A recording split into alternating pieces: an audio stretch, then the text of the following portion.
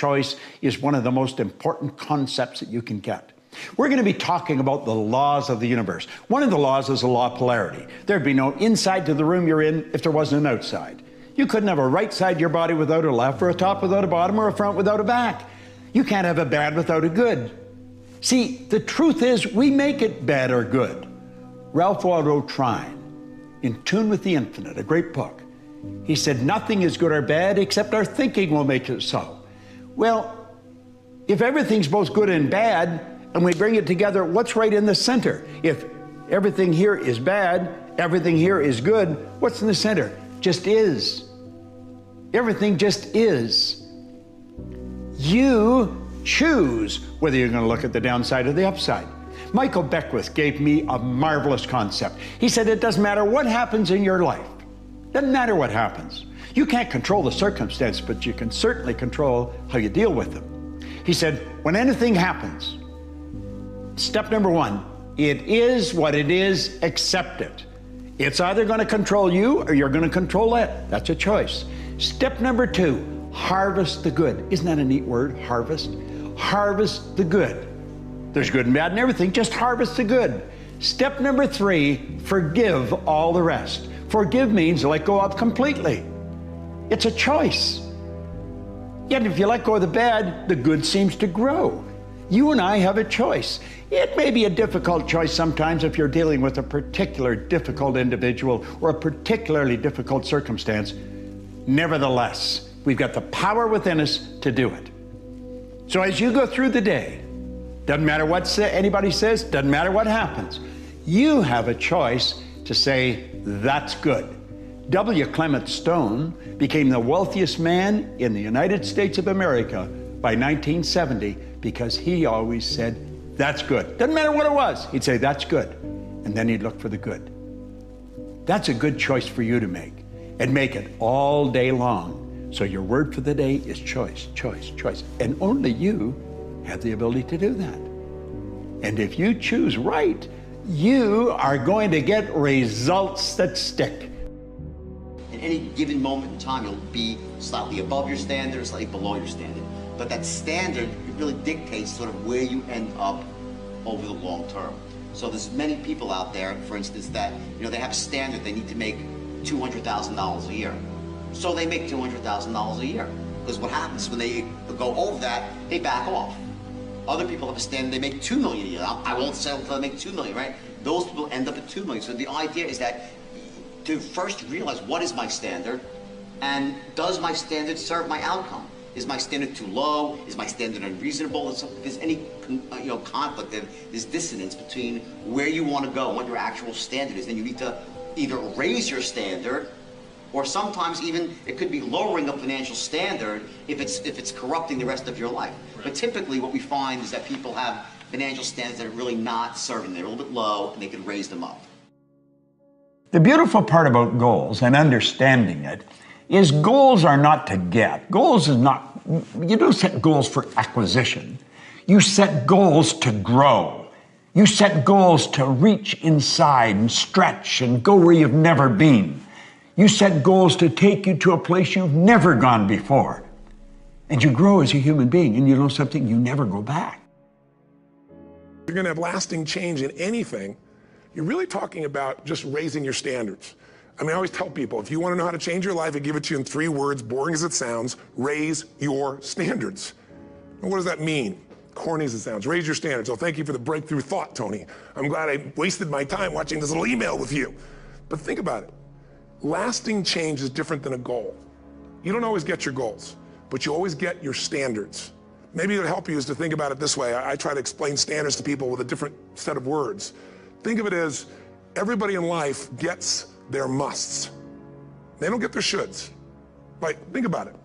Most people have a list of shoulds, don't they? Don't you have a list of the shoulds, things you should do, you should follow through on? I should lose some weight, I should work out more, I should make more calls, I should respond more rapidly to my email, whatever, I should get into the office earlier, I should be, more confident. Whatever your should list is, people love to have their should list be met, but it's kind of like New Year's resolutions. If it does, it's really exciting, but if it doesn't, which is most of the time, it's a little disappointing, but you kind of know it's not going to happen. But when you decide something is a must for you, an absolute must, when you cut off any possibility, you say, I'm gonna find the way or I'm gonna make the way. Human beings, when they resolve things, when they make a real resolution inside themselves, which is they raise the standard and they make it a must, they find the way. Think about it in your own life.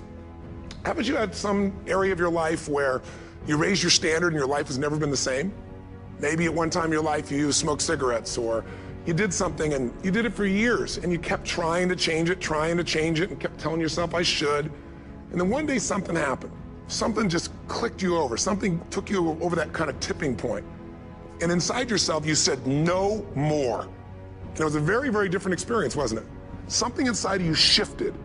And what was a should became a must, and you've never gone back. Is there an area like that in your life you can think of? Again, did you ever smoke cigarettes? Did you ever eat a certain way, drink a certain form of alcohol, and then finally say no more, and you just don't go back? And notice this, it doesn't really take any willpower anymore. Because somewhere when we make this click, when we make something a must, we attach ourselves to it. It becomes part of our identity. And one thing I've learned in the last, 33 years of working with people from now over 100 countries, 4 million people, is human beings absolutely follow through on who they believe they are. If you said to me, well, I'm really gonna work hard to stop smoking, but I've been a smoker my whole life and I am a smoker, I know your days are numbered. You're gonna be back smoking cigarettes again, because we all act consistent with who we believe we are. I tell people the strongest force in the whole human personality is this need to stay consistent with how we define ourselves. If you define yourself as somebody who is really conservative, you're not gonna be crazy and act nuts unless you're really drunk or something, and then you can say it's the alcohol, when it's really just you finally getting permission to be yourself. The alcohol is your excuse. If you're a really crazy person, you act crazy, outrageous, playful. You don't act conservative because that's not who you are. Very often people say, well, I can't do that. I'm not that kind of person. And I always say to people, really, when did you define yourself? I mean, really, how many years ago did you come up with what you could and couldn't do in your life? How many years ago? Most people, if they really look at how they're living their life today, it's based on a set of standards, a set of beliefs that they made choices about 10, 20, 30 or more years ago. I mean, very often we made decisions in our youth or very young about what to believe, about what we were capable of, about who we are as a person, and that becomes the glass ceiling, if you will, that controls us. There's a corny metaphor, but it's true. I remember one time I was with my family at the circus, and there was a person there, and they had this big, giant elephant. And you look at this elephant, and they take this little rope, put it around the elephant's neck, and they drive this stake into the ground. And I mean, you look at this, and you know that elephant could rip down the entire tent with almost no effort. And yet, the elephant doesn't struggle, doesn't try. Why? Because the elephant's conditioned. And they take that elephant and condition the elephant when it's a baby elephant. That's how they train him. When it's a little baby elephant and it doesn't have the power yet, they put a big rope around it and they drive this huge stake in the ground, and the elephant fights and fights and fights. And one day, finally, that elephant decides, I'm not capable of pulling this out. And once that becomes the definition of an identity of anyone, an elephant in this case, they don't even try anymore. It's just who I am, that's how it is, that's just the way it is in my life. I'd like to ask you to take a look at any place you've got a limitation and ask yourself, when did I decide to accept that limitation? And you may not even see it as a limitation. You might see it as just, that's who I am. But so often in our lives, we've adapted to be a certain way so that we don't fail or so that people will like us or respect us, but it's not necessarily who we are. Joy comes when you're spontaneous. It's really hard to be truly happy when you're not being yourself. And most of us have no clue who we are. And so a big part of my work, if you've ever been to an event, you know, is to get people to do things spontaneously without thinking, because that's when the real you shows up. That's when the energy comes alive. And when you do that, when you start to connect to your true nature, suddenly there's energy available for you to set a higher standard for what you want in your life. That's what this is really all about. People don't realize how much of success is not an accident. It's about people that have these extraordinary skills and they take action. Yeah. So I'm a big believer in learning skills. Like you read my first book, right? Yes. Well, when I first tried to write, I was a terrible writer. I taught myself to write by... Wolf of Wall Street was your first book? Yes. I never wrote before. When I first tried to write, I was a terrible writer. How many copies have sold? Millions of copies, right? Wow. So how did I write Wolf of Wall Street myself without a ghostwriter? I picked up a book called Bonfire of the Vanities and started reading it. Tom Wolfe, I'm sure you've read it, right? Yeah. And as soon as I started reading it, I'm like, oh my God, this guy's the best writer in the world. I want to write like that. And I used his book like a textbook. I took out my highlighter and I broke down his strategy for writing, and I practiced before I wrote the book. I said, let me first teach myself the skill to write like Tom Wolfe. And that's what I did. I spent about 6 or 7 months with 18 hours a day studying. Really? Oh yeah, yes, to the point where I could recite the whole book verbatim. Okay, seriously. So the point is that I learned how to introduce characters. It's almost like it was a mentor. The book was your mentor. And my model. Yeah. And then I wrapped it up with Hunter S. Thompson because I figured it made sense because of the drug use, right? So but I used those people. And then when I was reviewing the New York Times, they said the book sounds like Hunter S. Thompson and Tom Wolfe. So it was amazing, right? That I accomplished my mission and turned myself into a writer. Michael Gerber, the guy that wrote the E-Myth, talks about why so many young businesses fail. And one of the things he says is most people are not really entrepreneurs, but they think that's what they should be. They think that's the sexy thing, that's the most attractive thing, that's the best answer. And what I say to you is, you gotta separate the vehicle from the outcome. What is it that's gonna truly fulfill you? What is it that's gonna give you that extraordinary life? What's gonna make things magnificent on your terms, not somebody else's terms, not your father, your mother, your background? What is that really? Separate the vehicle, because there's many ways to get to that vehicle. But I'm saying, sometimes you gotta reevaluate what's gonna really make you fulfilled. What is your gift? Are you an artist? Are you the talent that can produce something no one else produces as a skill or a product or a service or some impact? Are you incredibly good at management? You really know how to manage or lead people? Are you an extraordinary entrepreneur that can take that gigantic gut load of risk and can create the vision and attract the talent that you need and the managers and leaders? You may have all three abilities, but which one really fulfills you the most is going to be the critical question. Because we tend to want to do them all, especially in a room like this, because you're all overachievers, right? Me too. And you say, well, I can do all these. Yes, you can, but what will it do to your quality of life? See, again, the secret's going to be this. What is an extraordinary life on your terms today? Steel magnate Andrew Carnegie, when asked the formula for success, answered, put all your eggs in one basket, then watch the basket. Let's be frankly realistic. Who gets laid off work during an economic slump? Well, what gets thrown over the side when a ship is in danger of going down? Everything not absolutely vital to the operation of the craft and the safety of its passengers. And it's the same with a business or any other organization. With a corporation, its main purpose is to remain in business forever. As long as it remains in business, it can provide a needed product or service, protect the investment of those who have faith in it, and provide jobs for those who are vital to its continuity of operation. It's the duty of management to protect the firm and the people who depend upon it, just as it's the captain's duty to do everything in his power to keep his ship sailing. All a person needs to do is to make certain that he or she is a vital part of his business or organization. Those who insist on remaining spare gear must expect to be jettisoned when things get too rough for safety. Nobody, particularly the captain, likes to see cargo thrown over the side, but if it'll help save the ship, there's simply nothing else to do. That's why people are laid off. It has nothing to do with management and labor relations or personalities, and in the long run, it's best for everyone, since once smooth sailing has again been reached, additional employment can be made available. So each of us must decide whether we want to be part of the cargo or a member of the crew. We have so many rules in life about everything. I say break the rules, not the law, but break the rules. My wife has a t-shirt that says, well-behaved women rarely make history. Well, I don't want to burst her bubble, but the same is true with men. It is impossible to be a maverick or a true original if you're too well-behaved and don't want to break the rules. You have to think outside the box. That's what I believe. After all, what is the point of being on this earth if all you want to do is be liked by everyone and avoid trouble? The only way that I ever got any place was by breaking some of the rules. After all, I remember that after I was finished with my bodybuilding career, I wanted to get into acting and I wanted to be a star in films. You can imagine what the agents said when I went to meet all those agents. Everyone had the same line that it can't be done. The rules are different here. It says, look at your body. You have this huge, monstrous body, overly developed, that doesn't fit into the movies. You don't understand. This was 20 years ago, the Hercules movies. Now there's the little guys that are in. Dustin Hoffman, Woody Allen, Jack Nicholson, before he gained weight, of course, that is. But anyway, those are the guys that were in. And the agent also complained about my accent. He says, no one ever became a star with an accent like that, especially not with a German accent. And yes, I can imagine with your name, Arnold Schwarzenschnitzel or whatever the name is, on a billboard. Yeah, that's going to draw a lot of tickets and sell a lot of tickets. Yeah, right. So this is the kind of negative attitude they had, but I didn't listen to those rules. Even though they were very nice and they said, look, we can get you some bit parts. We can get you to be playing a wrestler or a bouncer.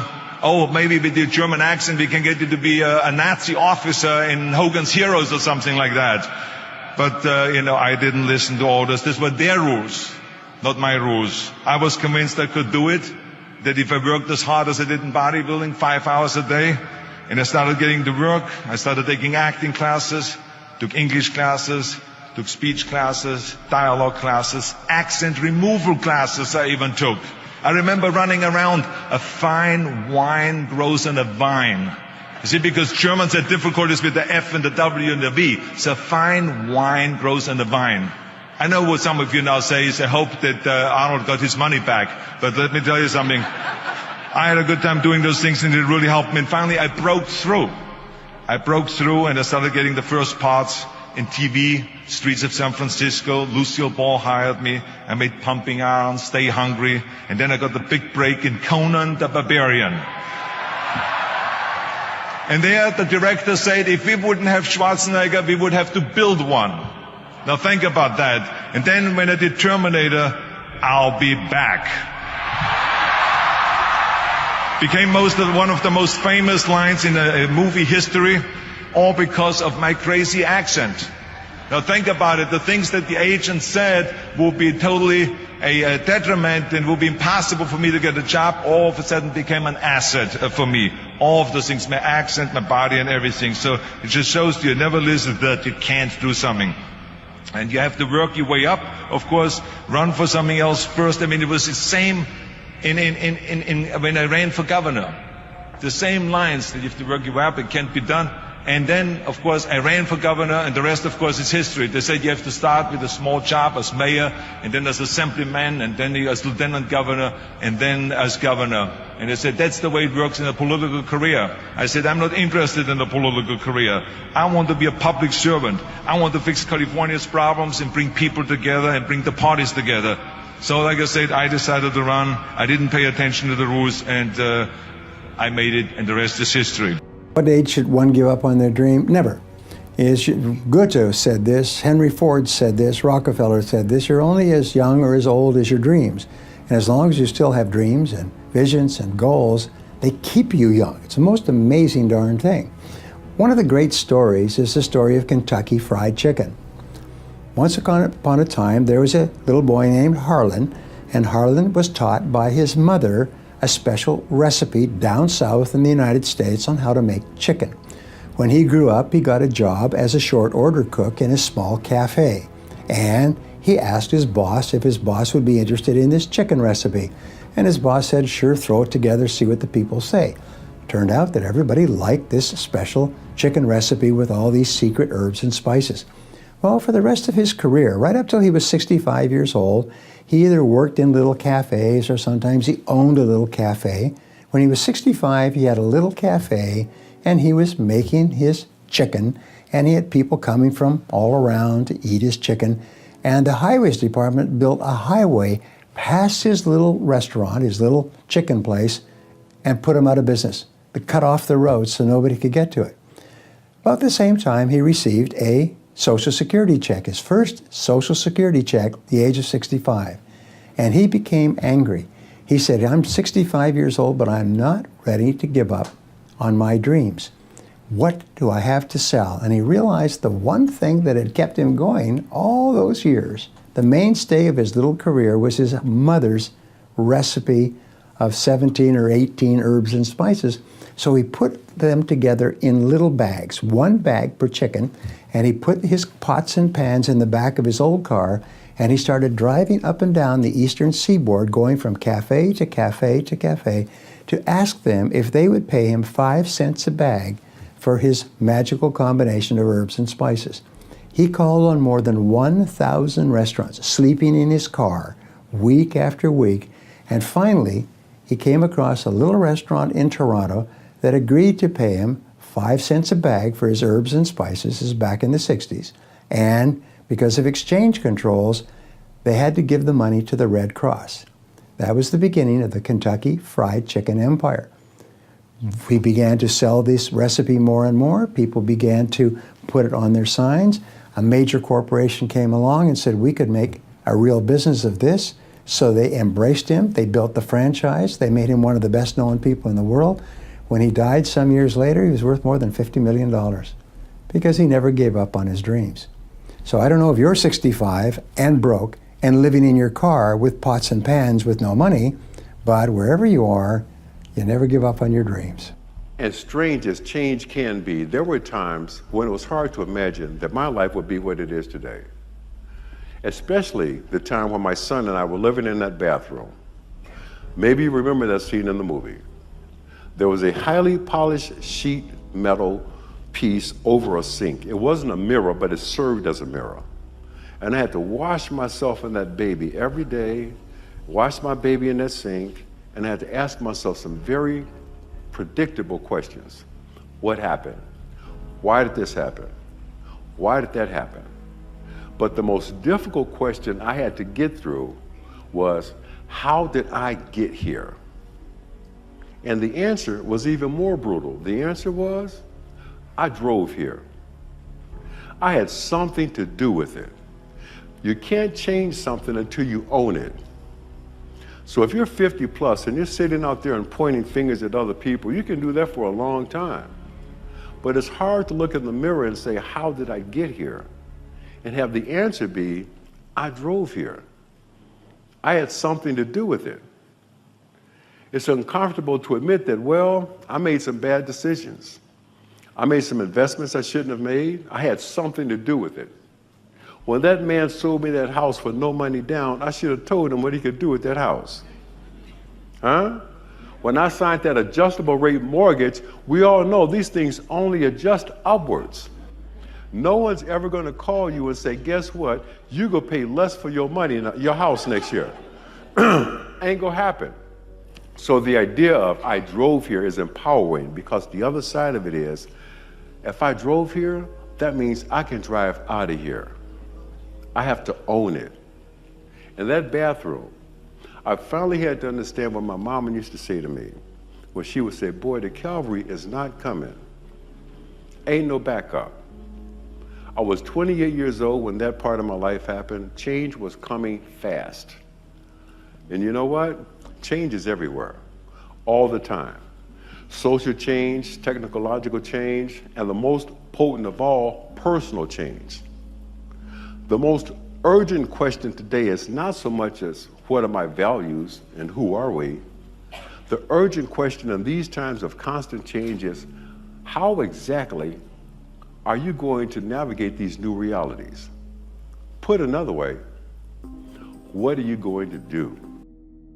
A lot of you feel stuck because you're waiting for some kind of external force to either push you and pressure you to change and to be great and to be amazing, or you're waiting for somebody to give you permission. You're either sitting back because you need some sort of external motivation from somebody that's going to push you or praise you or pressure you in order to change, or some life circumstance, like maybe in your past you've experienced trauma or you faced something really scary and that was the thing that made you change. And then the second thing that people wait around for is permission. Look, those may or may not come in your life. If you are somebody that is sitting around waiting for some external force to come and do the work for you, that is such a losing bet, it's unbelievable. Maybe you'll get lucky, maybe somebody will come, but more than likely, no one is coming. The only kind of force that will truly create change in your life is you.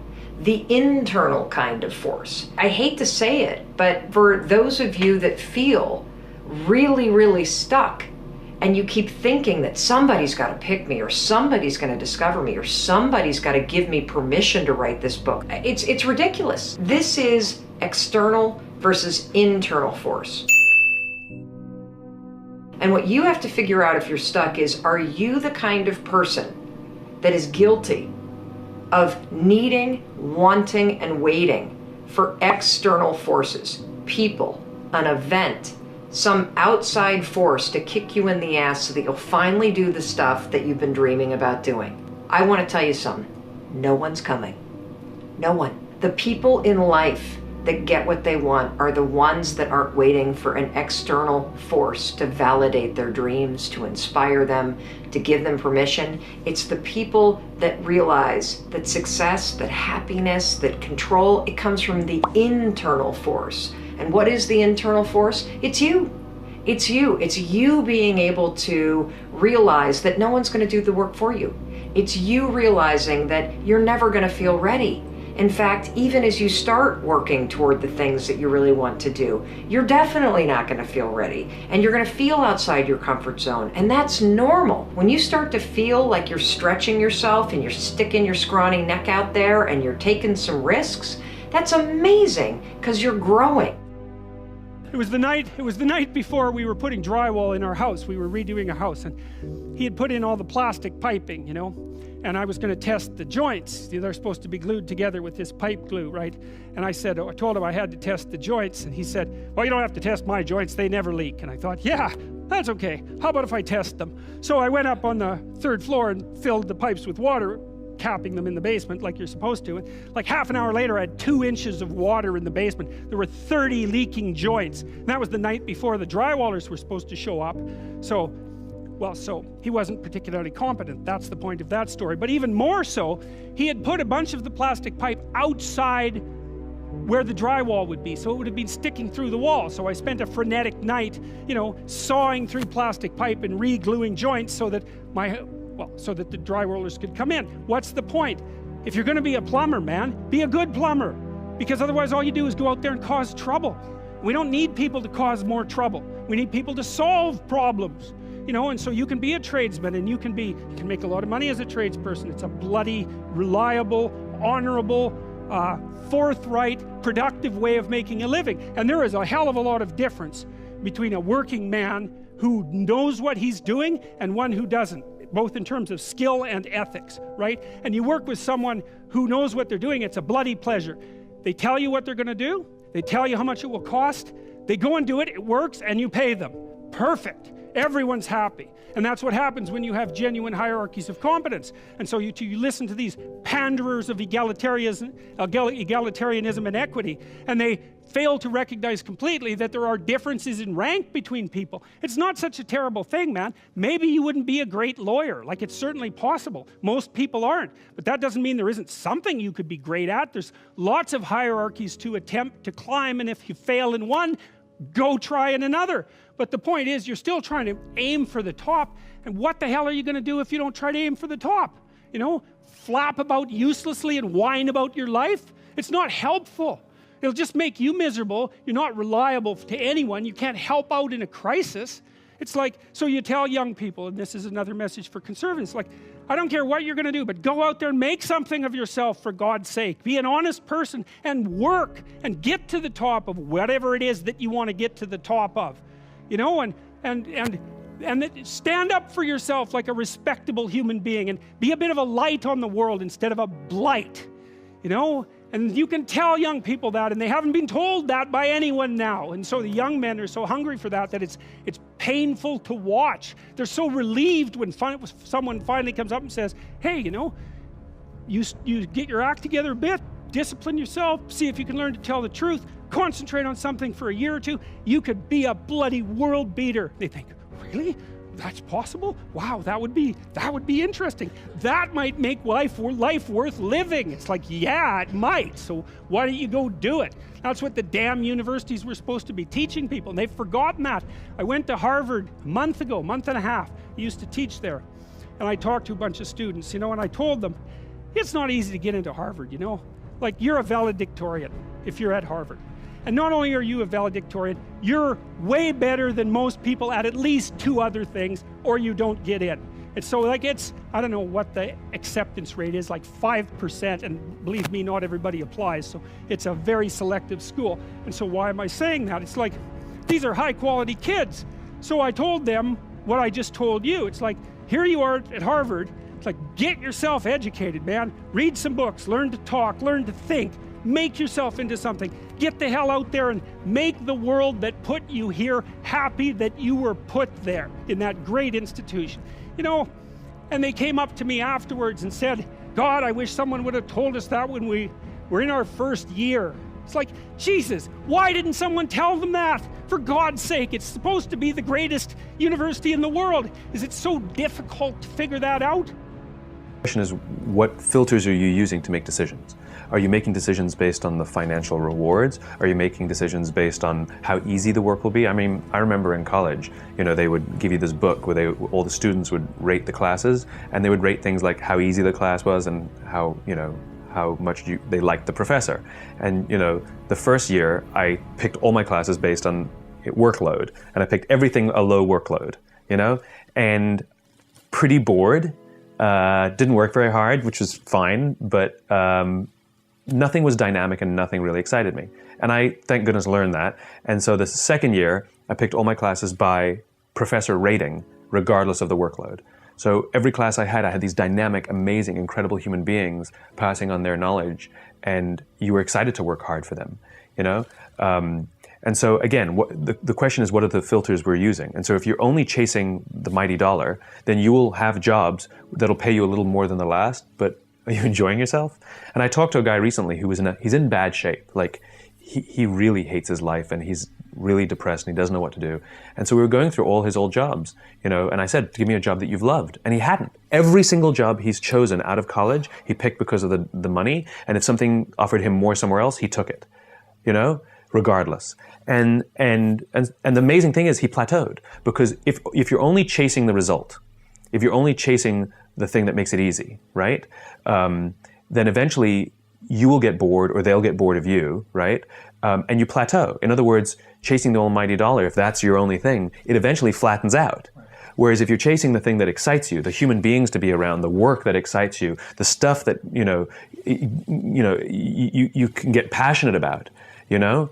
The irony is you'll actually make way, way more, right? Because you're excited, and they appreciate your excitement, and they reward your excitement, and you're better at your work because you want to work harder and all of that stuff. You don't have to strain to work harder. So decision making is simply a matter of filters, you know? And so I've made decisions in my life that I would rather be happy than right. I'd rather do good than get rich. And so the decisions I make put me in positions where when I leave any engagement, when I leave any meeting, I feel that I've contributed, right? Rare are the times anymore where you walk away going, just think of the money, just think of the money, think of the money, you know? Because it doesn't feel nice. And the experience I have, I don't enjoy traveling to them, and I don't enjoy traveling home. Where if I have an amazing experience, I am looking forward to getting there, and I'm excited when I leave. Yeah. You know, so it's just decision making is just a matter of what filters you use, and if you're good about keeping those filters up and clear, then make your decisions. I don't judge anybody by how if they choose to use different filters. These are just the filters I choose to live my life. You know, not right or wrong, just those are my decisions. You know, that's my filter. You're lost, and the problem with being lost is when you're lost, you don't know where to go, and the problem with not knowing where to go is there's a million places that you could go, and a million places is too many places for you to go without dying. So being lost is not good. So you need to know where you are. And you can kind of tell if you don't know where you are. It's quite straightforward. If you are haunted by reveries of the past, for events that are older than approximately 18 months, if they continue to come up in your mind over and over, in your dreams over and over, you haven't extracted the world out from your past experiences. The potential is still trapped in the past. And to confront the potential means to confront the dragon of the past. And of course, that's terrifying, and it can seriously be terrifying. So you're navigating, you're a navigator, you're a sailor on an ocean, man. That's what you are. You're a mobile creature. You're going from point A to point B all the time. You're not sitting there glued to a rock like some brainless, sea creature. There's a funny little creature called a hydra, very simple little creature. In its juvenile stage, it has a brain because it swims around, but then when it turns into an adult, it latches itself to a rock and promptly digests its brain. Because if you're just sitting on a rock and you're not moving, you don't need a brain. But that's not our issue, right? We're zipping around in the world, and so we're navigating agents. And so to navigate, there's two things you need to know. And the first is, where the hell are you? Exactly, precisely, right? Razor sharp. What's good about you and what's bad about you? By your own reckoning. You don't have to, you can ask other people, but this is a game you play yourself. It's like, as far as I'm concerned, I'm taking stock. What is it that's okay about me and what needs some work? And you got to watch to not be too self-critical when you're doing that too, because that can just be another kind of flaw.